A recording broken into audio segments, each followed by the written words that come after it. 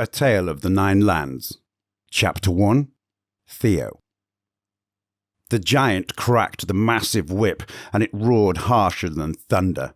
Human and dwarven slaves scurried to clear the ground and build the wedding site faster. What was often a beautiful and tranquil lake in the woods was a site of chaos, transformation, and exhaustion. The felling of perfectly good trees and the massacre of healthy undergrowth, dozens of slaves at the brink of collapse. The calm lake reflected the grey and pink sky and the thick green trees surrounding it. Theodore eyed the blunt, rusting scythe he held and imagined jamming it into the taskmaster's leg and running. Crack! The monstrous whip so close to his ears they hurt, ringing. He hacked at the greenery, breaking and slicing it low, attacking, hack, hack, hack at the thick stalks, with satisfaction in watching them fall. He was so fed up and exhausted and angry, and hacking was the only place his anger could go.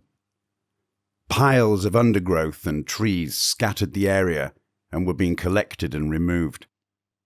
As the greenery was removed, the ethereal glow vibrant with luminescence, butterflies, bugs and birds, and all manner of wonderful nature also left. An eerie, quiet glumness remained. Theo wondered if others noticed it. The taskmaster, Kerakai, roared, "Get on with it, you damned slime! It'll be dark soon! This is going to be the finest wedding in history! You rats could never understand, so do as you're told, and do it faster!" "We could hack him to death. He couldn't stop us at all, blunt tools or not." Theo imagined all the servants swarming the giant, jumping on him and hacking and grabbing and dragging him down and hacking some more. Every scenario he imagined ended up with humans and dwarves, eventually being thrown about and broken like twigs. He couldn't understand why he couldn't imagine a victory. Even his imagination was weak. He hated that. "Theo, you're asking for the whip. Stop daydreaming," Pika said. He was strong, and most dwarves were, and he broke the undergrowth with ease. Theo was human, and he wished he had the strength of a dwarf. "Whatever you're thinking, forget it, and work." He's right, Theo thought. I need to stop thinking like that. All his life he had been told to stop thinking like that. The Mind Watchers might hear his thoughts, and even if they didn't, thoughts like that were a waste because they never led to anything. The thoughts kept coming back, though, no matter how useless or dangerous they were. Theo continued hacking beside Pika, while Tico collected and disposed of the waste left in their wake. The air smelt earthy and fresh, and Theo tasted a drop of stale, salty sweatiness as he licked his lips involuntarily. He was desperately thirsty. His muscles ached. What's the point in thinking like that when I never do anything?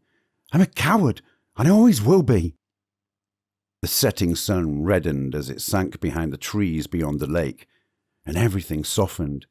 The lake rippled gently, refreshingly, and Theo yearned for cold, fresh water. His clothes were thick with dirt and sweat. "Better get some lanterns out here and forget your evening slop," Kerakai said. The whip thundered once more, so loud everyone ducked. "Great! More work! No food!" someone moaned. It had been like that ever since the wedding had been announced. The grounds were being raised so that they could plant seeds and regrow the site to suit a wedding with colourful flowers and rich shrubbery. Everything else was already in full flow. They would accommodate many important guests from all of the 9 lands, including royalty. They had been clearing and laying paths, running errands to the city, constructing arches and platforms, fashioning canopies, building the altar, adjusting seating heights for witches, rearranging stores, polishing furniture, preparing food, crafting, and more crafting. Everyone was at the brink. The thought of Tora getting married and living elsewhere with that demon of a wife made Theo feel heavy with fear and defeat. The fear squeezed his insides, slowly, firmly. That squeezing of his stomach reminded him of how starved he was.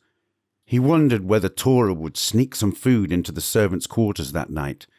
The thought of food, real food, made his dry mouth attempt to salivate, but it just ended up in a thick, messy movement of his tongue against his mouth. The whip cracked and Avera shrieked. Blood dripped from her arm.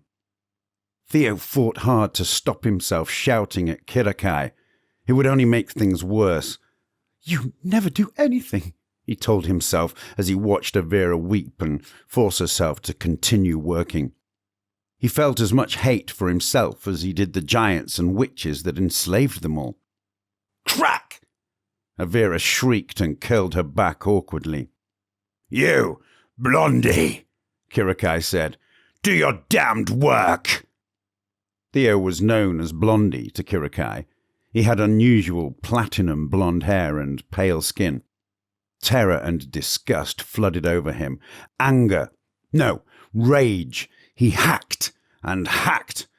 "I'm sorry," he said to Avera. She was trying not to cry.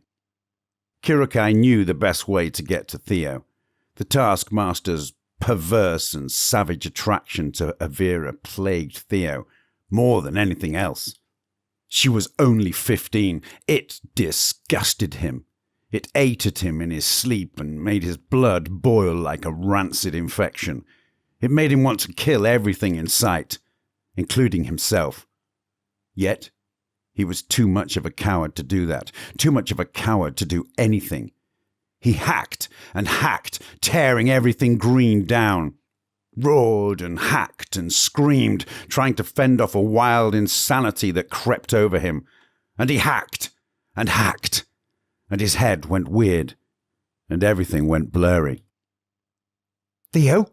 Concerned, muffled voices. The giant laughed. "Ha ha ha! Worked himself into another fit! Ha!" His words sounded as if they came from a distance. Everything was black and relaxed. A woman sang words and sounds he didn't understand. Pleasant sounds, harmonic, tranquil, powerful. An orange light swirled with the rhythm of the words. Theo wanted to remain there forever. He woke to darkness and the sounds of servants stirring in their sleep. He was on the floor on a thin mat. A thin mat and blanket were all the servants had for bedding. The hard wood beneath the mat pressed into his side. Avera was close to him. She must have sensed him stirring, for she opened her eyes and whispered, "You had one of those fits, and then you wouldn't wake. I was worried." "I'm fine," he said, remembering the orange glow and the woman singing in his dream. He wished he could remember or understand what she had said. It seemed significant, but he couldn't grasp much more than that. "Shh!" someone hissed. It was frowned upon to talk after lights out. He turned onto his back and relaxed. Avera put her hand on his arm, and he found himself smiling and relaxing even more. Sometime later, almost inaudibly, the door crept open and closed again. Pika tiptoed to his mat and lay down. "What's he doing?" Theo thought. "If he gets caught out and about at night, we'll all get the whip. What's worth that risk? I'll have to confront him tomorrow. Pika wouldn't do anything like that without good reason, though." Pika was the smartest dwarf Theo knew. Smarter than all the humans, dwarves, witches, and giants. Despite witches and giants saying humans and dwarves could never be as smart as them. Maybe I should leave him to it. I wouldn't have confronted him anyway. Theo felt an anxious knot in his stomach. I never confront anyone.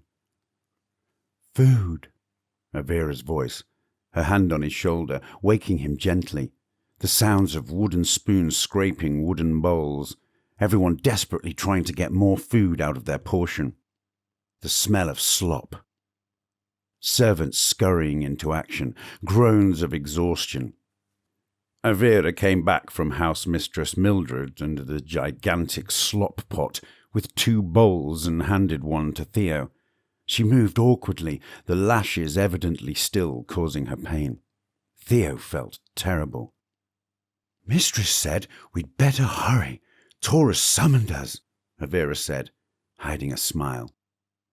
The slop was made from the giant's leftovers, which was much better than plain crop slop, so Theo was grateful, yet it was thick and fatty and barely warm, a horrible, heavy, sloppy texture. Theo really hoped Tora had a treat for them. He often did. They finished their meagre portion quickly, rinsed their hands in the washbowl that was already mucky, and joined the queue of servants waiting their turn at the single hatch entrance to the servants' quarters. They climbed through the hatch and down the ladder that led to the servants' entrance to the top-floor hallway. At the foot of the ladder, rough wooden flooring and a door. Through the door, the top-floor hallway. It wasn't the grandest floor of the manor because it was seldom used. Old and dusty, elaborately framed landscape paintings decorated the walls. Avira led the way, and Theo noticed black and blue and yellow bruising at the bottom of her skinny neck where it met her shoulder, mostly hidden by her clothes. "Avira?" he said. "Yes?" His heart beat hard and flooded him with anxiety and shame. "Nothing," he said. "She wouldn't want to talk about it with me anyway," he thought. They descended a flight of stairs to the second floor, which, along with the first and ground floors, oozed excessive grandeur. Tora had deliberately chosen a room that offered distance from the rest of his family, whilst avoiding the dilapidated third floor so as not to cause offence. The second-floor halls were lined with intricate wall carvings, tapestries and ornaments. The floor was soft pink marble veined with subtle black swirls. Tora's room was enormous, like all the other giants' rooms, yet much simpler. He had a big, comfortable bed and valuable paintings on the walls, but the elaborateness ended there.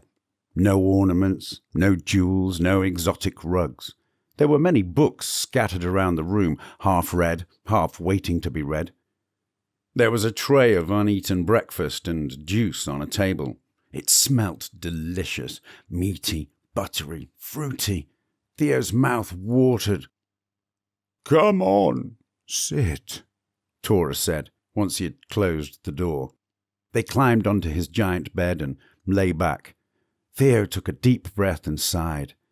It felt like he was floating on clouds. He yearned to sleep on a bed like that for one night, to recover. "Don't marry her," Avira said, taking the words out of Theo's mouth. She wrapped a bit of silky, puffy cover over herself. "If I could get out of it," Torus said. "I have a duty to my family and the land. And she's the minister's daughter." "She's wretched," Avira said. "It's a good job you don't have to marry her then, isn't it?" Tora laughed. "Make sure you are careful with what you say and think beyond these walls, though. The Watchers might catch you." Theo felt a pang of guilt. He had been indulging in his thoughts too much beyond the manor. The manor had protection from the Mind Watchers, but outside of the manor, he was vulnerable. He imagined hacking Kirikai with his scythe again, remembering many of the indulgent and defiant fantasies he often had around Kirikai. "Even the Mind Watchers don't believe in me," he thought. "Looks like the wedding stress has taken away my appetite," Torus said, putting the beautifully carved and gilded tray of food on the bed. "I couldn't even eat my breakfast," he grinned. A sausage had been half-eaten, but the rest was untouched. Sausages, bread, juicy fruits, jam, butter, orange juice. It all smelt and looked so good to be true. Everything? Go on, he said, pushing the tray closer to them. Theo waited for Avira, and as soon as she grabbed a piece of fruit, he dived in. It was indescribably good, and they ate until they might burst. Tora watched them affectionately, letting them eat in peace. Life's going to be unbearable when you go, Avira said. Theo couldn't bear to think about it. I will be here as much as I can. It will always be my family house. I will not abandon you. Do you have anything to do with Pika's disappearances at night? Avira said, picking at a piece of bread with rich purple jam on it. They were full now, but it was hard to leave such delicious food uneaten. Tora grinned mischievously. His big face was endearing. I have not mentioned it because I don't want to get anyone's hopes up. He appeared to deliberate for a bit. We are close now, though, and I know I can trust you both. Theo perked up with curiosity, but he felt worried because he couldn't control his thoughts. He didn't want to get caught by the Mind Watchers. Pika has been working on something with me for a long time. I just knew things didn't add up. When I got access to the Ministry's restricted literature, all of my suspicions started unraveling. We have been researching and exploring an alternative history, and we have found some scriptures that could change everything. The only problem is that there are parts missing. We haven't patched it all together yet. What do you mean, change everything? An alternative history?